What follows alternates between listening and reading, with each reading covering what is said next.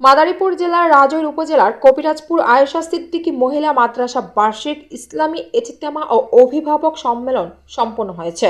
Staff reporter Mohammad Shahadat Hossain জানান, উপজেলার কবিরাজপুর আয়েশা সিদ্দিকী মহিলা মাদ্রাসায় মাওলানা আলহাজ হারিস উদ্দিনের সভাপতিত্বে অত্র মাদ্রাসার প্রতিষ্ঠাতা আলহাজ হাসান হায়দার শিকদারের সার্বিক তত্ত্বাবধানে সপ্তম বার্ষিক ইসলামী ইজতেমা ও অভিভাবক সম্মেলন সম্পন্ন হয়। উক্ত সভায় প্রধান অতিথি হিসেবে বক্তব্য রাখেন হযরত মাওলানা মোহাম্মদ নুরুল ইসলাম।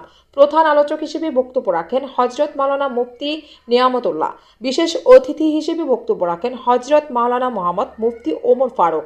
উক্ত সভায় অন্যান্যদের মধ্যে বক্তব্য রাখেন মুফতি মোহাম্মদ আবু বকর সাহেব, মুফতি দিদার হোসেন, মাওলানা আবুল খায়ের। উক্ত মাহফিলে দায়িত্ব পালন করেন। উপস্থিত ছিলেন অধ্যাপক কাউসার আলম মিঠু, অধ্যাপক আব্দুল কাদের সহ প্রমুখ।